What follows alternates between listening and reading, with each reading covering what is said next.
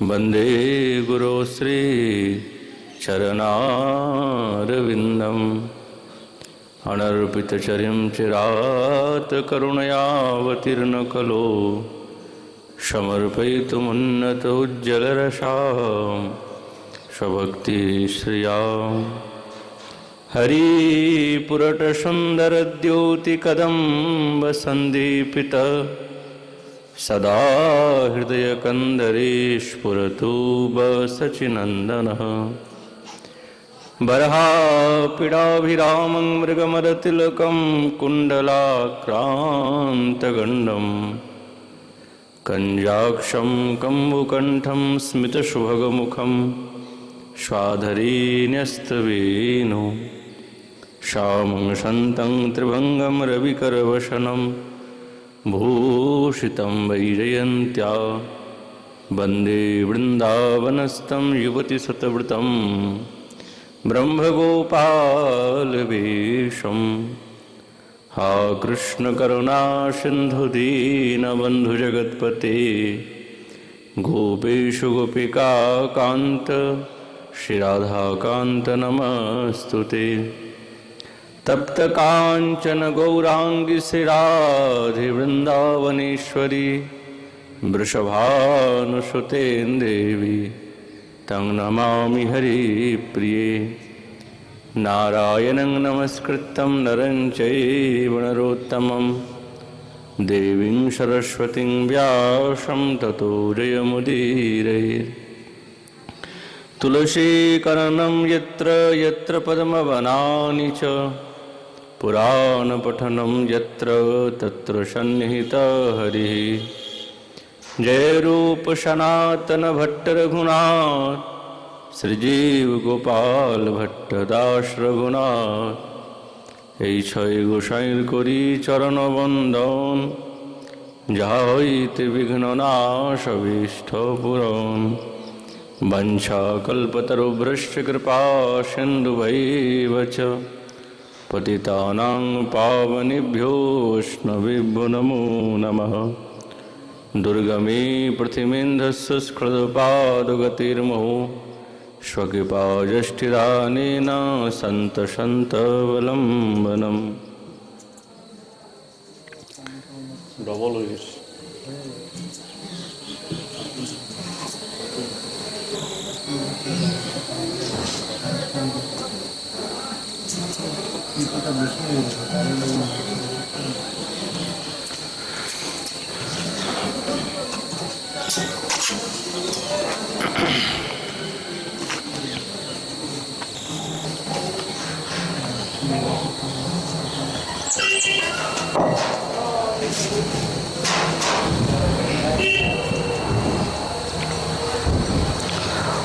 ओम नमो भगवते वासुदेवाय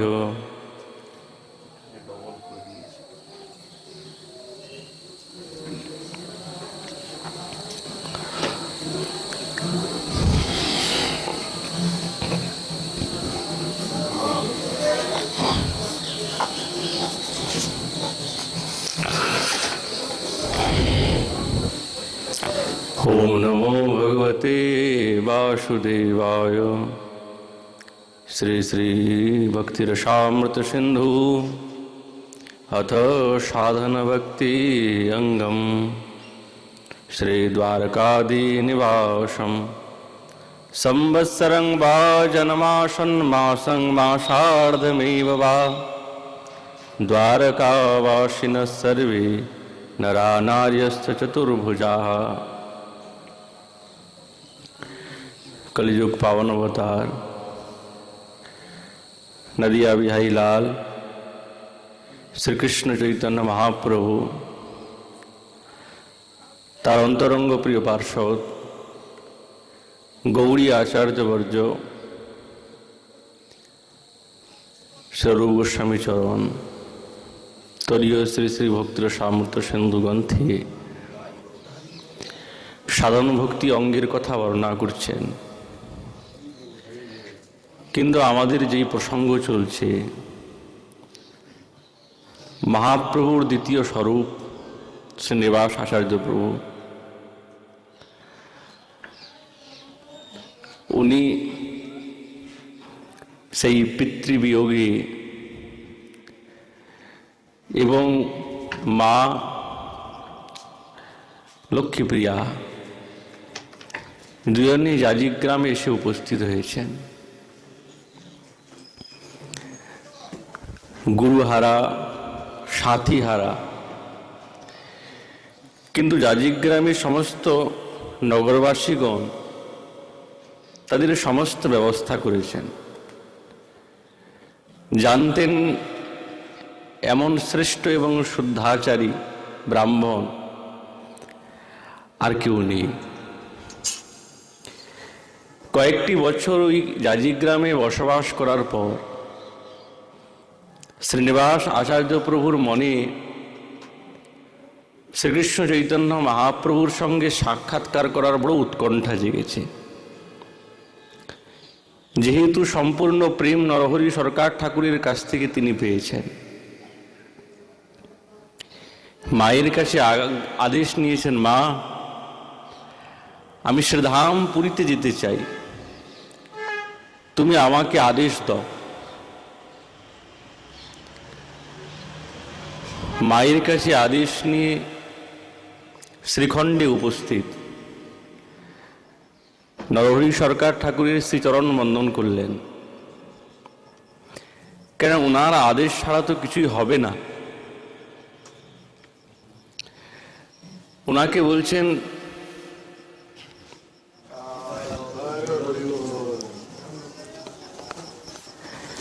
আপনি কৃপা করুন, আমি প্রভুর সঙ্গে সাক্ষাৎকার করতে চাই। তিনি তার প্রতি বড় করুণ হলেন, বলছেন, হ্যাঁ শ্রীনিবাস, তুমি শীঘ্রই যাও, বেশি বিলম্ব করবে না।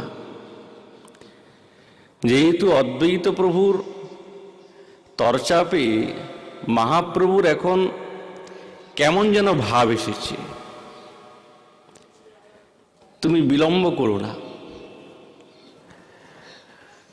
শ্রীনিবাসকে কিছু বৈষ্ণবগণ যারা পুরীধামে যাচ্ছেন, নিজের কৃপা সহকারে তাদের সঙ্গে সঙ্গী বানিয়ে দিলেন। শ্রীনিবাস আচার্য মনের মধ্যে খুব প্রেম, একটাই আকাঙ্ক্ষা যে প্রভুর সঙ্গে সাক্ষাৎকার করব। তিনি সেই শ্রীখণ্ডের থেকে পুরীধামে যাচ্ছেন শুক্লা পঞ্চমী, মাঘ মাসে। আরো কিছু বৈষ্ণবগণ আছেন, কিন্তু খুবই আবেগ, খুবই উৎকণ্ঠা, প্রভুর সঙ্গে সাক্ষাৎকার করব।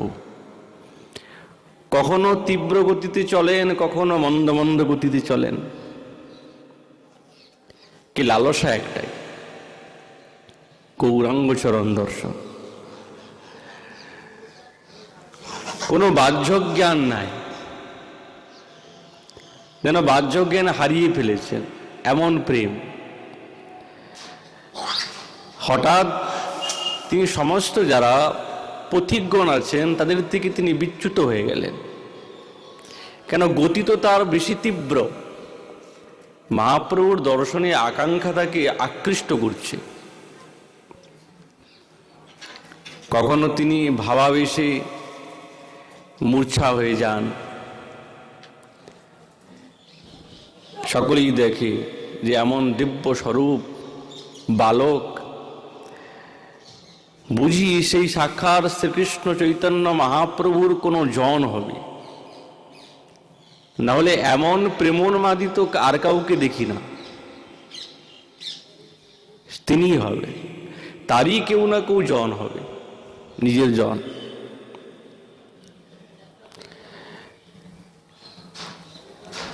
ক্ষুধা তৃষ্ণায় আকুল, যে কিছু ভোজন করবেন এরকম কিছু না। পথের মধ্যে যাই পান তাই তিনি আহার করেন, কখনো অনাহারে চলছে। কোথায় শ্রীখণ্ড আর কোথায় শ্রীধাম পুরী, অনেক দূর পথ।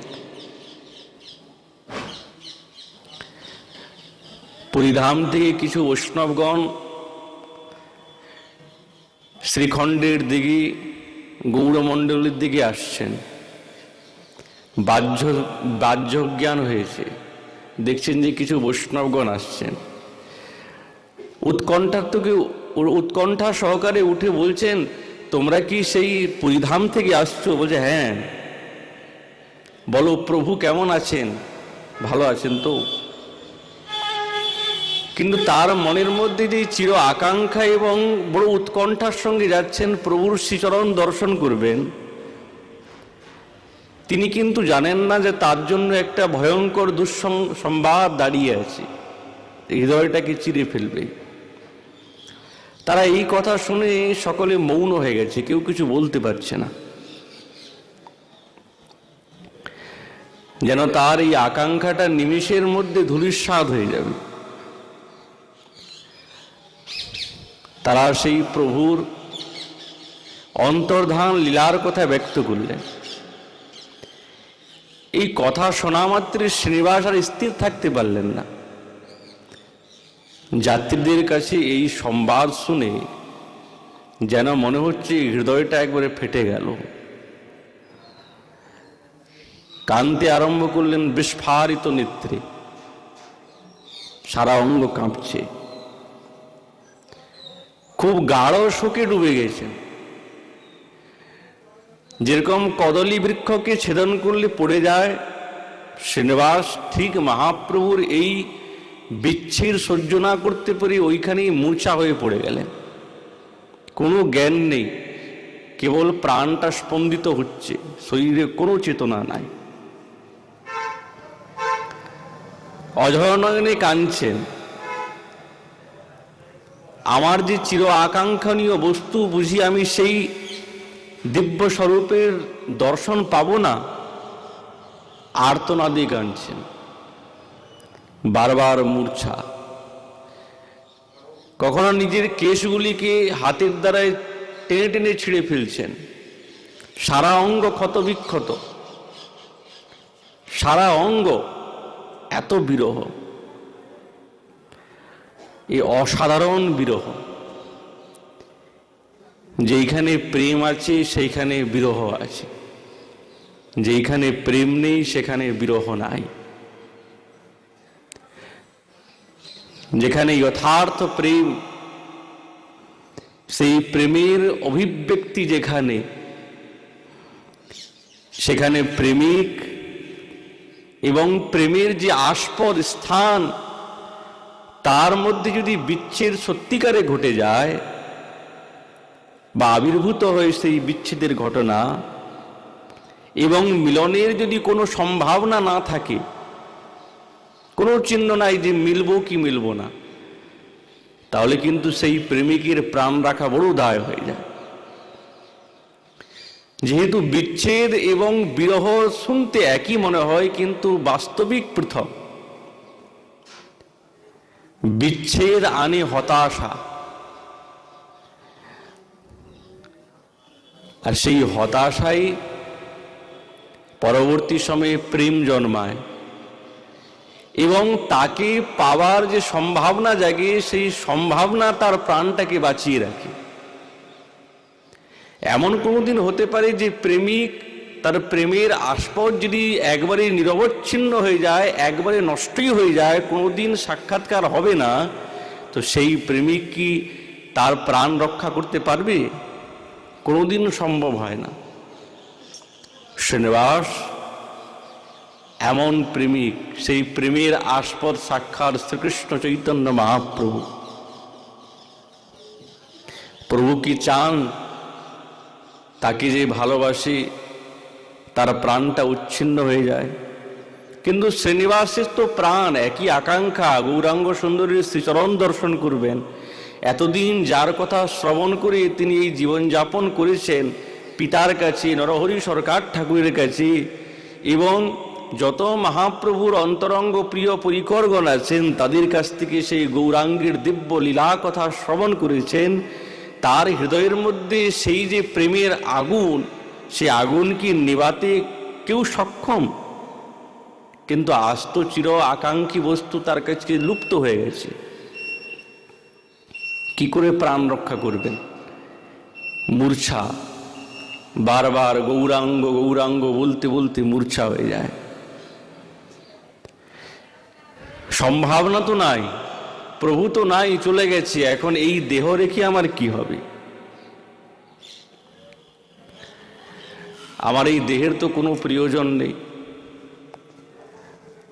যতক্ষণ প্রাণ না থাকে এই দেহের তো কোনো প্রয়োজন থাকে না।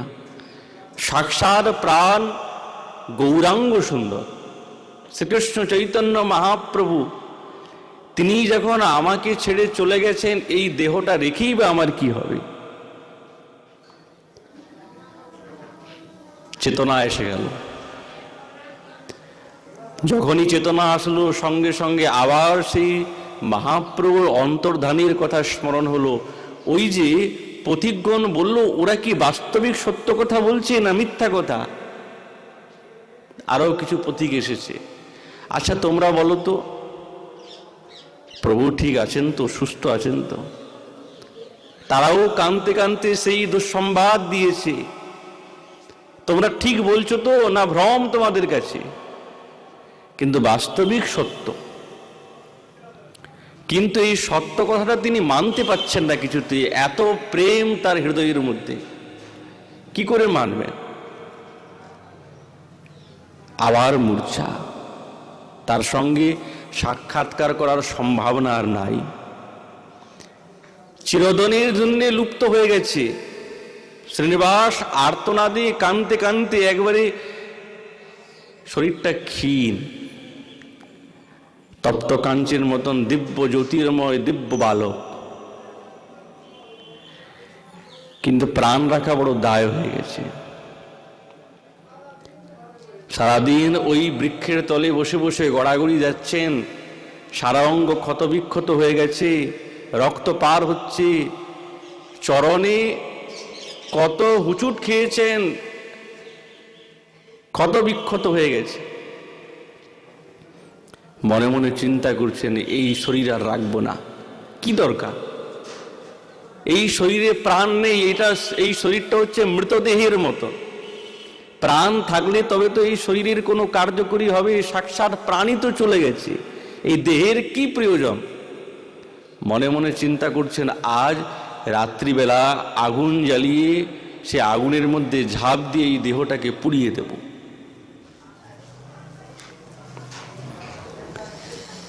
এই চিন্তা করতে করতে এতই বিষাদগ্রস্ত হয়ে গেছেন, আবার মূর্ছা।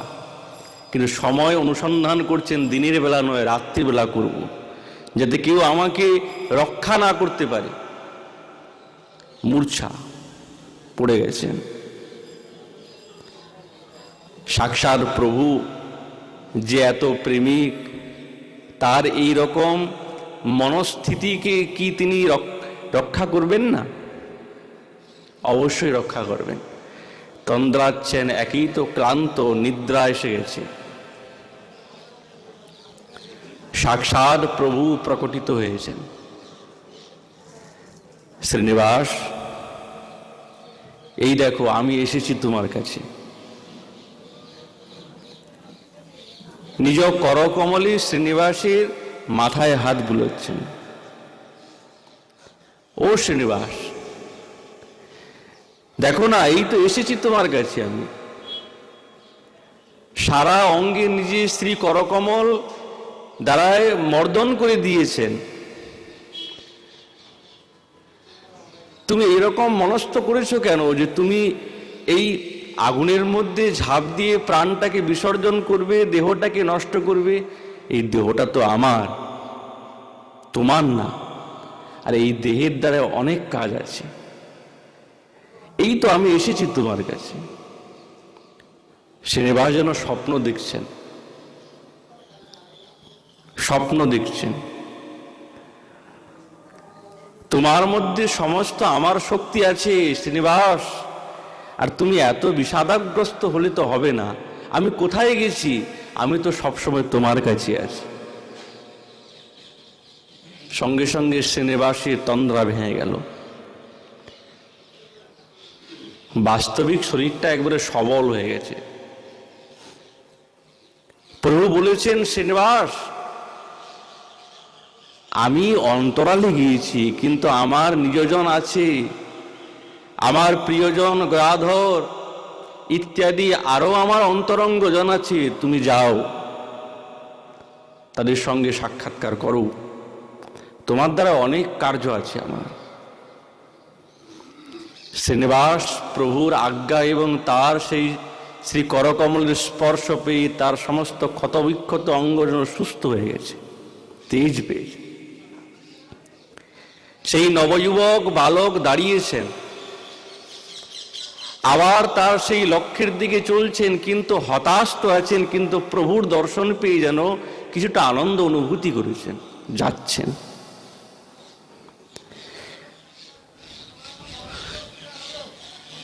জগন্নাথ দর্শনে অরুণোদয় হয়েছে, মহাপ্রভুর দর্শন তো এখানেও তিনি পেয়েছেন স্বপ্নে তন্দ্রাচ্ছন্নে। কিছু দূরে এসে উপস্থিত, দূর থেকে দেখছেন নরেন্দ্র সরোবর। নরেন্দ্র সরোবরকে দেখে কাঁদতে আরম্ভ করেছেন। কই, পিতামহের কাছে যেই নরেন্দ্র সরোবরের আমি গাথা শ্রবণ করেছি, এইখানেই তো সাক্ষাৎ প্রভু সমস্ত নিজের অন্তরঙ্গ ভৃত্যগণের সঙ্গে কত জলক্রীড়া করতেন, কিন্তু আজ তো একবারে নীরব হয়ে গেছে, যেন এই নরেন্দ্র সরোবরের জলটুকুও নড়ছে না, যেন বিরান মনে হচ্ছে। যেরকম সাক্ষাৎ গোবিন্দ যখন ব্রজত্যাগ করে মথুরায় চলে গেছেন, উদ্ধব যখন ব্রজে এসেছেন, তিনি যখন দেখছেন সমস্ত বৃন্দাবনের শাখা, সমস্ত পাতা একবার নীরব হয়ে গেছে, পশু পক্ষীর মুখ থেকে কোনো শব্দ নেই, গঙ্গার জল স্তম্ভিত হয়ে গেছে, যমুনার জল। ঠিক সেই রকম শ্রীনিবাস আচার্য প্রভু দেখছেন, তাই তো নরেন্দ্র সরোবর তো একবারই নির্জন, এইখানেই তো প্রভু স্নান করতেন। কিন্তু আজ সেই সরোবরের নিকটস্থ সমস্ত বৃক্ষগুলির যেন পাতাও আর নড়ছে না, তারাও যেন প্রভুর বিরহে আকুল হয়ে গেছে, তারাও যেন বাট তাকিয়ে আছেন, বুঝি প্রভু আজ এসে আবার দ্বিতীয়বার স্নান করবেন সমস্ত ভৃত্যগণের সঙ্গে। এই আশাতেও মনে হয় নরেন্দ্র সরোবর আজ অপেক্ষা করছে। শ্রীনিবাস দূর থেকে প্রণাম করেছেন। ধীরে ধীরে মন্থর গতিতে তিনি সেই জগন্নাথের পুরীধামের দিকে, নীলাচলের দিকে অগ্রসর হচ্ছেন, কিন্তু মনের মধ্যে হতাশ, উৎসাহ নেই, প্রভুর দর্শন তো পাবেন না। হতাশ হয়ে উপস্থিত সিংহের দ্বারের নিকটে এসে একই তো ক্লান্ত, ক্ষুধা তৃষ্ণাতে আকুল, শরীরটা একবারে ক্ষীণ হয়ে গেছে। সিংহদ্বারের নিকটে বাইরে বসে হরিনাম সংকীর্তন করছেন কানতে কানতে। মাঝে মাঝেই গৌরাঙ্গ সুন্দরকে ডাকছেন, হা গৌরাঙ্গ সুন্দর, আর সংকীর্তন করছেন। ওই করতে করতে একই তো ক্লান্ত, বিরহে কাতর, কানতে কানতে ওখানে তন্দ্রাচ্ছন্ন মূর্ছা ঘুমিয়ে পড়লেন, তিনি নিজেও জানেন না। এখনো পর্যন্ত জগন্নাথ দর্শন হয় নাই, সিংহদ্বারেই পৌঁছেছেন, কিন্তু সাক্ষাৎ জগন্নাথ, বলরাম, সুভদ্রা তারা কি স্থির থাকতে পারে? যিনি সাক্ষাৎ প্রভুর ভাবাবেশ স্বরূপ, আবেশ অবতার শ্রীনিবাস আচার্য প্রভু, তিনি যখন এসেছেন ক্ষুধা তৃষ্ণাতে আকুল, জগন্নাথ কি আর ভোজন করতে পারেন? হঠাৎ একজন ব্রাহ্মণ বেশধারী জগন্নাথের প্রসাদ নিয়ে এসে উপস্থিত। প্রায় সন্ধ্যাবেলা, রাত্রি হতে যায়। ওহে বালক, তোমাকে দেখে মনে হচ্ছে তুমি ক্ষুধায় বড় আকুল, এই নাও তোমার জন্য প্রসাদ এনেছি। কি দিব্য প্রসাদ জগন্নাথের! বুঝতে পারছেন না, একেই তো কাতর হয়ে গেছেন, যেমন তেমন ভাবে তিনি নিলেন প্রসাদ। জগন্নাথ পাঠিয়েছেন। প্রসাদটা নিয়ে যখন নিচে রেখেছেন, মুখটা উঠে উপরিয়ে দেখেন যে আর কাউকে দেখতে পাচ্ছেন না। ব্রাহ্মণ আর কেউ নয়, সাক্ষাৎ জগন্নাথ এসেছেন নিজের প্রসাদ নিয়ে। জগন্নাথ মনে মনে ভাবছেন, আমার দ্বারে এসেছে, আমার নিকটে এসেছে, আর সে অভুক্ত অবস্থাতে থাকবে, এ কোনোদিন হতে পারে? জগন্নাথের দরবারে কেউ অভুক্ত থাকতে পারে? আর ইনি সাক্ষাৎ মহাপ্রভুর অভিন্ন স্বরূপ। প্রসাদ আস্বাদন করে প্রেমে আতুর হয়ে গেছেন। ইনি তো আর কেউ নয়, সাক্ষাৎ মহাপ্রভুর স্বরূপ। নিজ নাম রূপ গুণ লীলা আস্বাদিতে গৌর প্রকট হইল শ্রীনিবাস রূপেতে। আবার রস আস্বাদন করতে, আবার রূপ আস্বাদন করতে, আবার লীলা আস্বাদন করতে তিনি শ্রীনিবাস রূপে প্রকটিত হয়েছেন। প্রসাদ আস্বাদন করে বড় আনন্দ সহকার তন্দ্রাচ্ছন্ন এসে গেল, বড় ক্লান্ত ছিলেন। তো সকাল হয়ে গেল, মন্দ মন্দ হাসছেন, হেসে বলছেন, বাহ, তুমি এমন ছলনা করলে, তুমি আমাকে দেখা দিয়েও আবার দেখা দিলে না। যাক, তোমার এই করস্পর্শে এই মহাপ্রসাদ পেয়ে আমি বড় আনন্দিত হয়েছি প্রভু।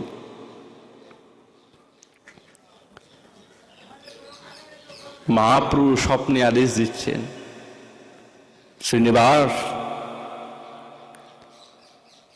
দেখছেন যে সপরিকরে বসে আছেন, তার সম্মুখে বসে আছেন গদাধর পণ্ডিত, শ্রীমদ্ ভাগবতী পাঠ ব্যাখ্যা করছেন। বক্তা কে? বক্তা গদাধর পণ্ডিত, মহাপ্রভুর শ্রোতা সপরিকর। এই দিব্য রূপ দেখে ভাবাবিষ্ট হয়েছেন। প্রভু সস্নেহে বলছেন, শ্রীনিবাস দুঃখ করো না, আমি তো তোমার কাছে সবসময় আছি। তুমি আমি, আমি তুমি, তুমি কেন খেদ করছো? কিন্তু বলুন তো, যে সাক্ষাৎ মহাপ্রভুকে, সাক্ষাৎ গৌরাঙ্গ সুন্দরকে দর্শন করার জন্য এত আকুতি, এত ভাব নিয়ে তিনি সেই উল্কাপাতের মতন তীব্র বেগে যাচ্ছে, আর আস্তে আস্তেই প্রভু যদি অন্তর্হিত হয়ে যায়, যার হয় তার মনের মধ্যে কতটা বেদনা বলুন তো, এ কি ব্যক্ত করা যায়? আমাদের বড় শ্রেষ্ঠ বস্তু প্রাপ্ত করতে যাই, প্রাপ্ত করে নেব, আর সেই মুহূর্তে সেই বস্তু আমাদের হাত থেকে চলে গেল। এই বেদনাটা কেমন হয়? যার হয় সেই জানে। এ ব্যক্ত করার বিষয় নয়, অনুভবের বিষয়। যার অনুভব হবে সেই তো বুঝতে পারবে। প্রভুর দর্শন করতে করতে আমি বঞ্চিত হয়ে গেলাম, তো সাধক এবং প্রেমিকের কি অবস্থা হবে? শ্রীনিবাসের তদ্রূপ অবস্থা।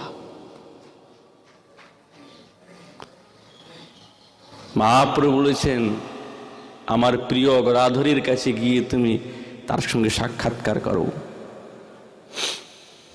গদাধর পণ্ডিত নবদ্বীপের নিকটবর্তী চাঁপাহাটি গ্রামের মাধব মিশ্রের কনিষ্ঠ পুত্র। বয়সে মহাপ্রভু থেকে কিছু ছোট, প্রায় সমান, কিন্তু কিছু ছোট। কিন্তু মহাপ্রভু বলেছেন, তো গদাধর পণ্ডিতের মনের মধ্যে একটাই আকাঙ্ক্ষা নিয়ে তিনি বসে আছেন।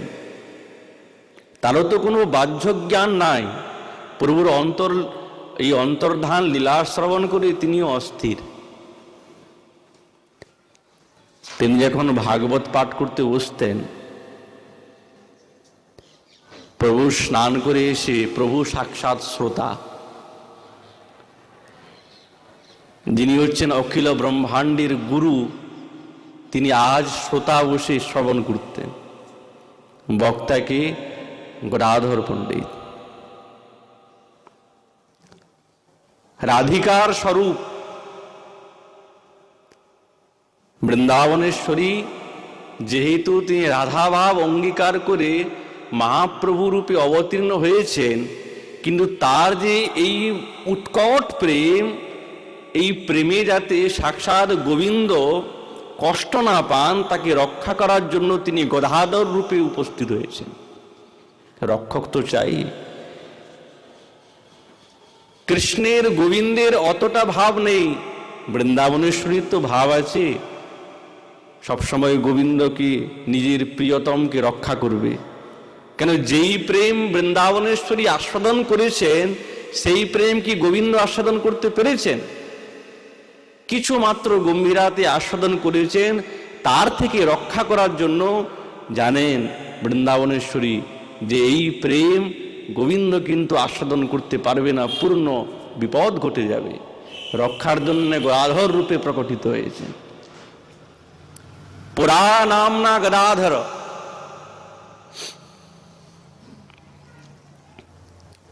গদাধর পণ্ডিত বক্তা প্রভুর সঙ্গে নিজের অন্তরঙ্গ প্রিয় পরিকরগণ বসতেন। সার্বভৌম ভট্টাচার্য, রায় রামানন্দ, স্বরূপ দামোদর, বাণীনাথ, গোবিন্দ, ইনারা সকলে বুঝতেন। ভাগবত পাঠ করতেন গদাধর পণ্ডিত।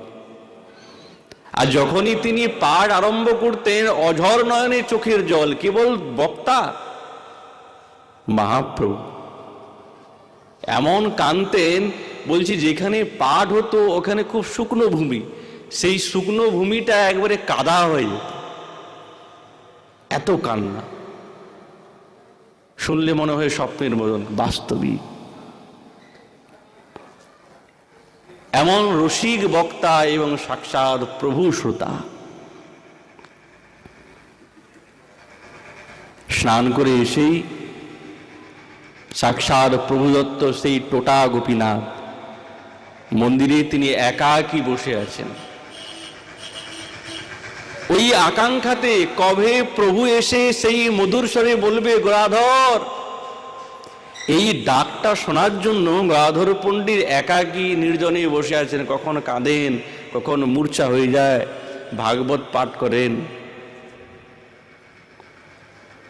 প্রভুর বিরহটা এমন, এই ডাক শুনবেন বলে তিনি এই আকাঙ্ক্ষাতে বসে আছেন, কিন্তু ডাক আর শুনতে পাচ্ছেন না।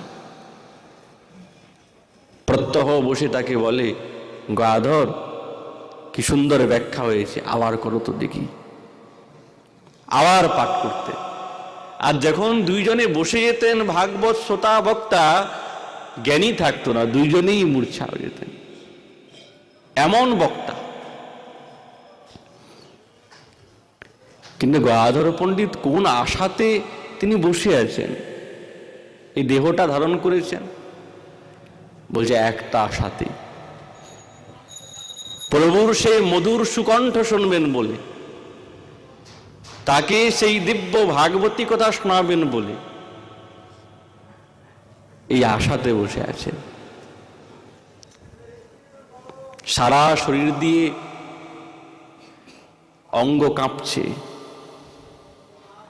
কখনো গোড়া গোড়া বলতেন, কখনো এমন ভাবে আবিষ্ট যেন রাহার হতো না, কেবল গো গো গো গো বলতেন আর মূর্ছা হয়ে যেতেন।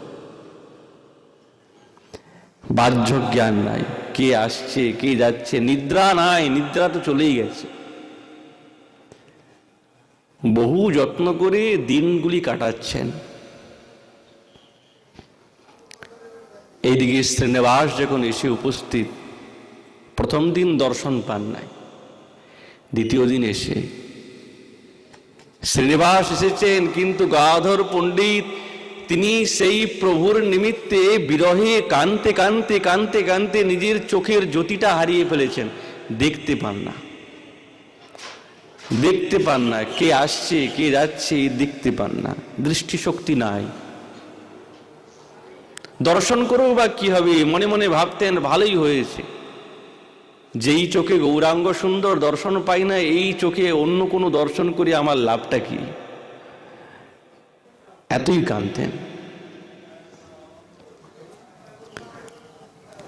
শ্রীনিবাস এসে সাষ্টাঙ্গে প্রণাম করেছেন।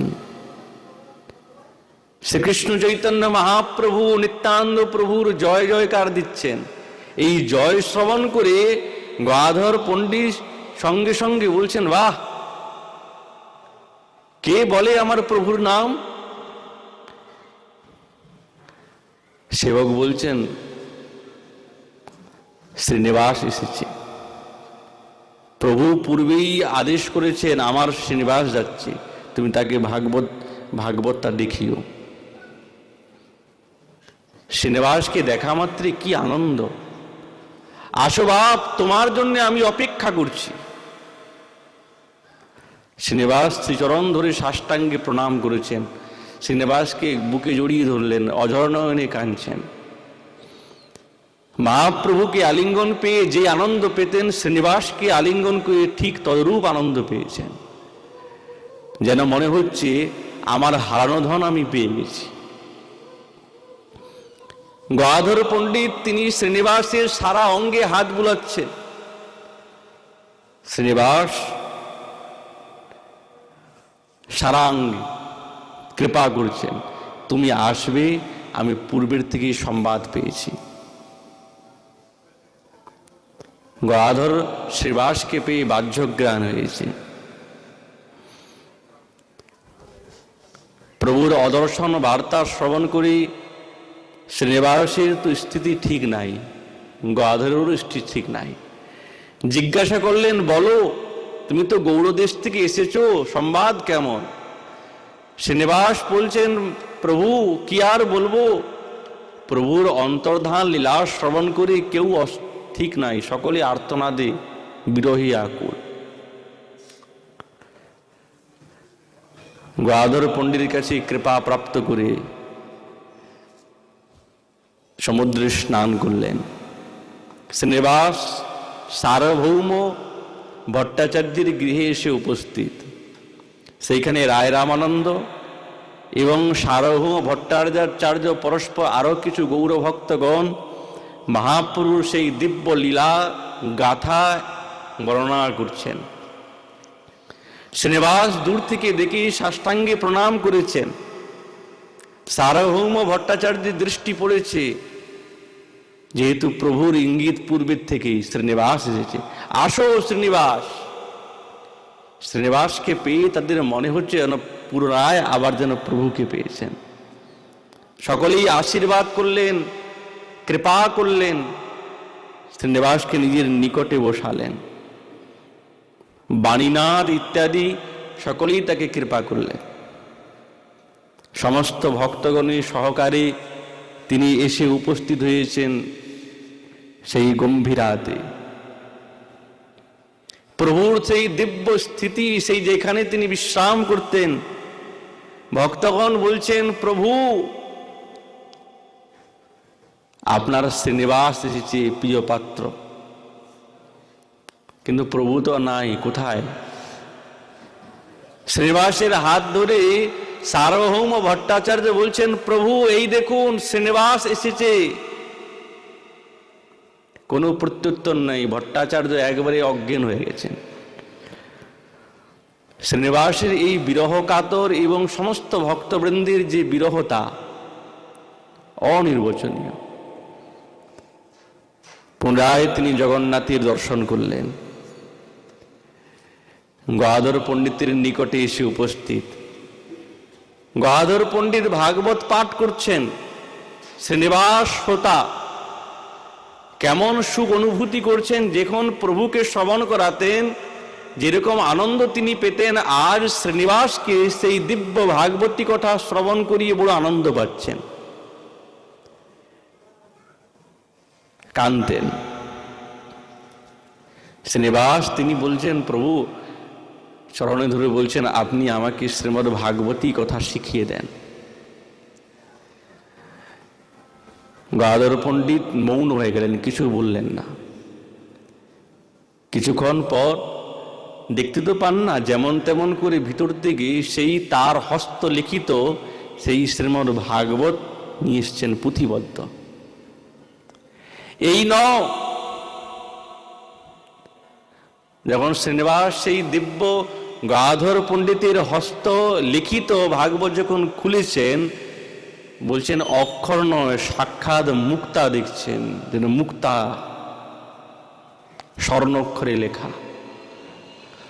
এই দর্শনও বড় সৌভাগ্য। সেই গ্রন্থকে কখনো বুকে রাখেন, কখনো হৃদয়ে, কিন্তু কিছু কিছু অক্ষর মুছে গেছে। কেন? ওই যে প্রভুর চোখের জলে এবং গাধর পণ্ডিতের সেই চোখের জলে এই ভাগবতের অক্ষরগুলি কিছুটা লুপ্ত হয়ে গেছে। কিন্তু সাক্ষাৎ দিব্য যেই ভাগবতী সাক্ষাৎ মহাপ্রভু শ্রবণ করেছেন, যেই ভাগবত দেখে গাধর পণ্ডিত প্রবচন করতেন, সেই তার হস্তলিখিত। গাধর পণ্ডিত বলছেন, দেখো আমার তো সময় নেই, বড় ইচ্ছা ছিল যদি তুমি কিছুদিন আগে আসতে তো অবশ্যই তোমাকে শ্রীমদ্ ভাগবতী আমি তোমাকে দেখাতাম। তুমি শীঘ্রই বৃন্দাবন যাবে, বৃন্দাবনে গিয়ে শ্রীজীবের কাছে তুমি শ্রীমৎ সমস্ত শাস্ত্রগ্রন্থ অধ্যয়ন করবে। গাধর পণ্ডিতের এই আজ্ঞা প্রথম। শ্রীনিবাসকে গৌড়মণ্ডলে পাঠানোর জন্য উদ্যোগ হয়ে গেলেন।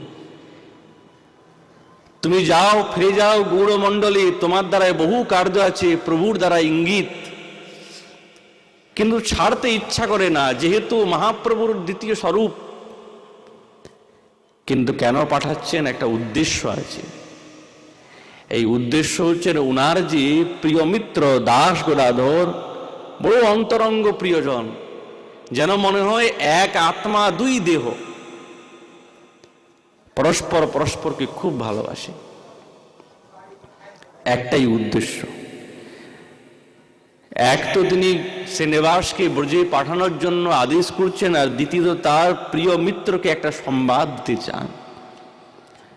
শ্রীনিবাস, গৌড়ে তো যাচ্ছ, গিয়ে না তুমি আমার প্রিয় মিত্র দাসগণাদেরকে বলবে যে তোমার মিতা অন্য বাড়িতে যাবে, এই সংবাদটা তুমি দেবে।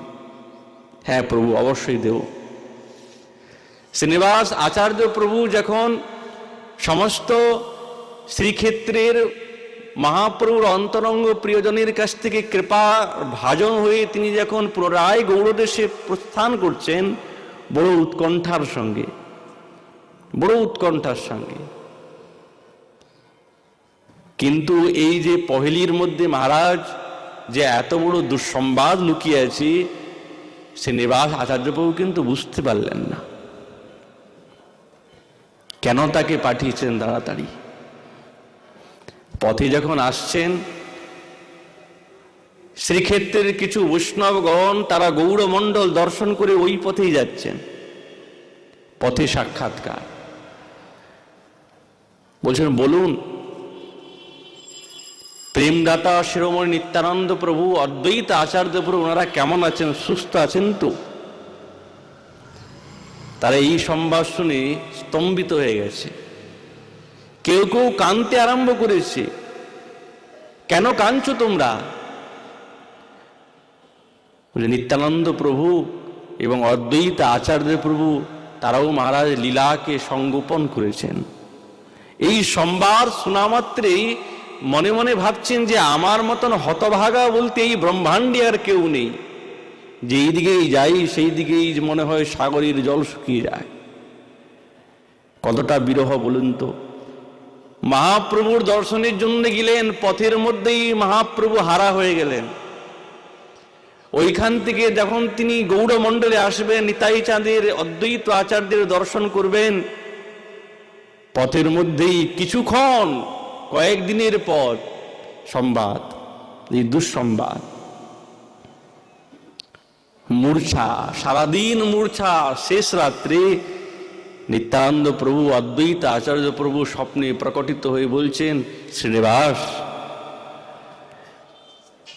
তুমি এত খেদগ্রস্ত হও না, তোমার দ্বারায় আমাদের প্রভুর অনেক কার্য আছে, আমাদের পূর্ণ কৃপা তোমার কাছে আছে। তুমি গিয়ে শীঘ্র বৃন্দাবনে যাবে, আর বৃন্দাবনে প্রভুর আদেশ, তুমি সেখানে গিয়ে সেই গোপাল ভট্টর কাছে দীক্ষা গ্রহণ করবে। এই সংবাদ যখন শুনেছেন চেতনা আসলো। সবার প্রথম তিনি এসে উপস্থিত শ্রীখণ্ডে নরহরি সরকার ঠাকুরের শ্রীচরণ বন্দন করলেন। নবদ্বীপে এসে উপস্থিত, কিন্তু প্রভুর অন্তর্হিত লীলা দর্শন করে নবদ্বীপ এখন কিন্তু আগের মতন আর নবদ্বীপ নাই। যেন মনে হচ্ছে সব বিরান, কোনো যেন মনে হচ্ছে অকাল পড়ে গেছে। সকলের মনে দুঃখী, একের পর এক প্রভুগণ চলে যাচ্ছেন। কিন্তু শ্রীনিবাস আচার্য প্রভু তিনি মনে মনে বড় ইচ্ছা করেছেন প্রিয়াজির সঙ্গে সাক্ষাৎকার করব। কিন্তু এমন সংবাদ, কখনো মূর্ছা, কখন জাগেন, কখনো মূর্ছা, এই করতে করতে করতে করতে এসে উপস্থিত মহারাজ কোথায়? ওই শচীমায়ের দ্বারে মূর্ছা হয়ে ওখানেই পড়ে গেছেন। বংশীবদন ঠাকুর তিনি যখন দেখলেন শ্রীনিবাসকে, পূর্বেই প্রভুর দ্বারা সংকেতিত হয়েছে, শ্রীনিবাস তুমি শ্রীনিবাস না? হ্যাঁ প্রভু শ্রীনিবাস। বংশীবদন ঠাকুরের শ্রীচরণ বন্দন করলেন। সেই সময়ে তিনি হচ্ছেন বিষ্ণুপ্রিয়া ঠাকুরানীর অন্তরঙ্গ সেবক, এবং মা জননী শচীদেবীর সেবক হচ্ছেন ঈশান ঠাকুর। এসে উপস্থিত বংশীবদন ঠাকুর বিষ্ণুপ্রিয়া ঠাকুরানীর তিনি হচ্ছেন শিষ্য, আর দেবীর তিনি অন্তরঙ্গ সেবকের মধ্যে একজন অন্যতম সেবক। আর ঈশান ঠাকুর হচ্ছেন প্রভুর বাল্যকালের সখা। কিন্তু প্রভু যখন যান তখন মা জননীর সেবার জন্য ঈশানকে নিযুক্ত করে গিয়েছেন। কিন্তু এখন তো বাঁচা বড় দায়, প্রভু নাই। প্রভুর এই দুঃসংবাদ শ্রবণ করে সকলেই তো যেন কেবলমাত্র প্রাণটা রেখেছেন, কিন্তু এই দেহের দ্বারাই কোনো কাজ হচ্ছে না। সবকিছু হারা বিষ্ণুপ্রিয়া ঠাকুরানী, শচী মাতাও তো নাই, ধীরে ধীরে চলে গেছেন। তিনি লীলা সম্বরণ করেছেন, একাকী, কেউ নাই। পূর্বরাত্রেই প্রভু স্বপ্নে আদেশ করেছেন কি দেবী আমার শ্রীনিবাস যাচ্ছে, কিন্তু বহু অনুতাপ পেয়ে যাচ্ছে, খুব কষ্টে যাচ্ছে, তুমি কিন্তু তাকে আশ্রয় দিও, কৃপা করো। প্রভুর এই ইঙ্গিত পেয়ে তিনি অপেক্ষা করছেন কবে শ্রীনিবাস আসবে।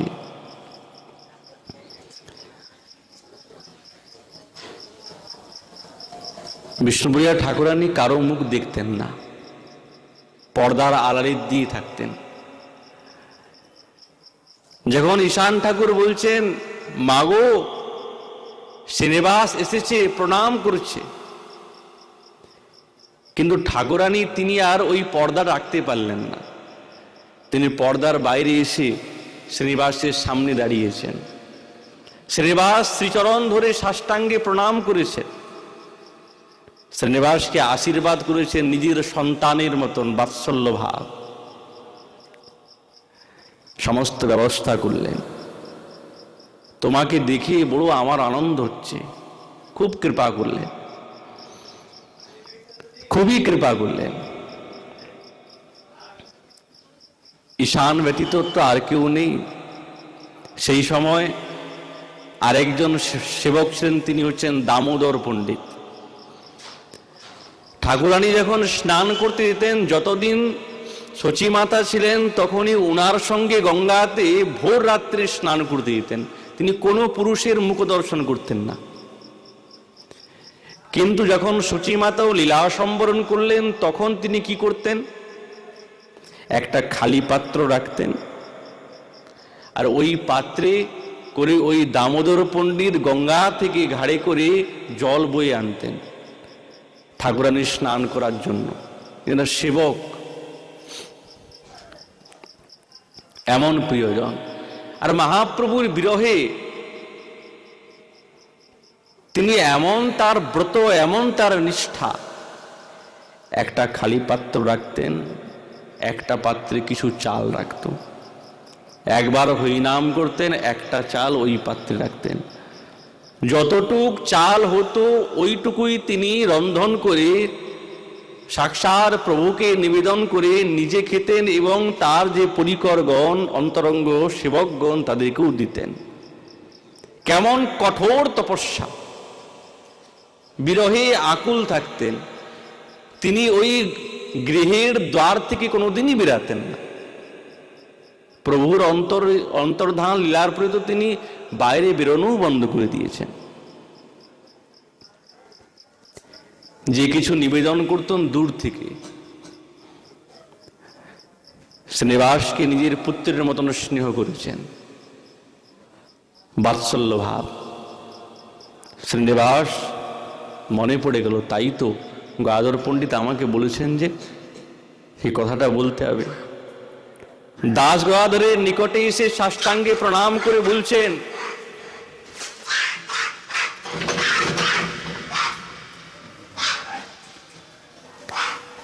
আমি শ্রীনিবাস। গদাধর পণ্ডিত একটা সংবাদ দিয়েছিল, কিন্তু আমি তো ভুলে গেছি, ওই জন্য আমি বলতে আসলাম। তিনি বলেছেন যে তিনি নাকি নিজের মিতার অন্য বাড়িতে যাবে। এই সংবাদ শোনা মাত্রের সঙ্গে সঙ্গে কানতে কানতে মূর্ছা প্রায়। চেতনা দেখুন এলো, মূর্খ কোথাকার! তুই যদি আমাকে এই কথা আগে বলতিস তাহলে আমি গিয়ে একবার তার সঙ্গে সাক্ষাৎকার করতাম। যা, তুই আমার সামনে থাকবি না। ত্যাগ করে দিলেন, বেরিয়ে যা এখান থেকে। স্তম্ভিত কাঁপতে আরম্ভ করছে, কি অপরাধ হলো আমার দ্বারা। রুষ্ট হয়ে গেলেন। শ্রীনিবাস কানতে কানতে সারা রাত ওই তার দ্বারেতেই পড়ে আছে। সংবাদ যখন ঠাকুরানী চরণে কেউ জানালেন, তিনি এসে তিনি দাস গদাধরকে বললেন, ডাকালেন, বলছেন, বালক, ভুল হয়ে গেছে, তুমি ক্ষমা করে দাও। ঠাকুরানী আদেশে দাস গদাধর ক্ষমা করে দিলেন। ঠাকুরানী আদেশ করলেন, যাও, তুমি বিলম্ব করবে না।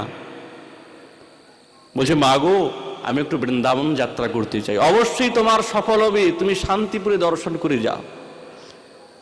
শান্তিপুরে অদ্বৈত আচার্য তো নাই, শান্তিপুর আর সেই শান্তিপুর নাই। সেই ভূমিতে গড়াগড়ি দিয়ে কানতে কানতে অদ্বৈত আচার্য প্রভুকে ডাকলেন।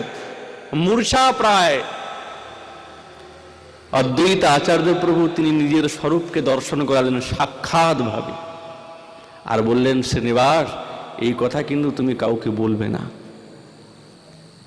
তোমাকে আমি আশীর্বাদ করছি, তোমার অবিলম্বে বৃন্দাবন যাত্রা হবে, আর তুমি গিয়ে সেই শ্রীজীবের কাছে শিক্ষা অধ্যয়ন করবে এবং গোপাল ভট্টের কাছে তুমি দীক্ষা গ্রহণ করবে, প্রভুর আদেশ। কিন্তু যাওয়ার পথে তিনি এসে উপস্থিত হয়েছেন খড়দহতে।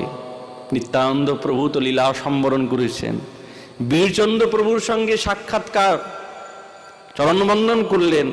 বীরচন্দ্র প্রভু জাহ্নবা মাতা ঠাকুরানীর চরণে নিবেদন করছেন, মা, শ্রীনিবাস এসেছে।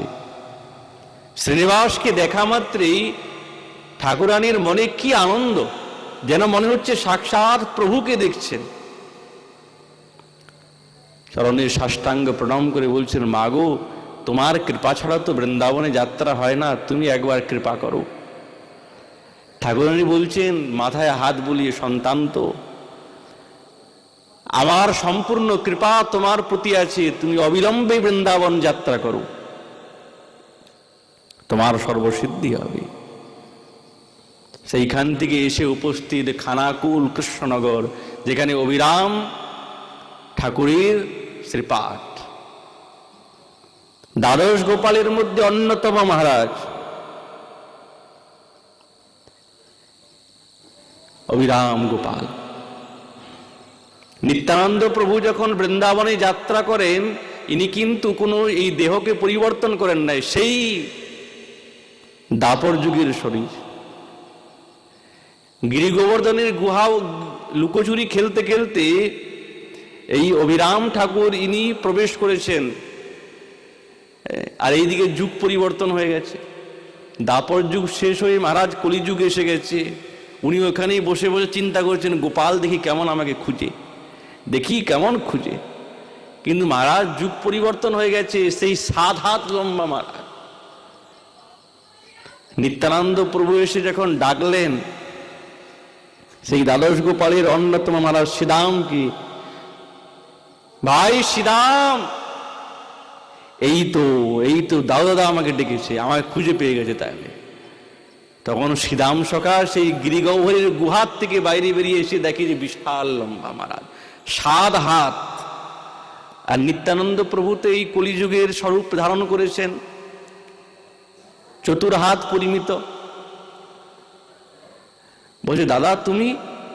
বলছে, হ্যাঁ আমি। কি ব্যাপার, কানাই কই? বলছে, আমি সেই বলরাম।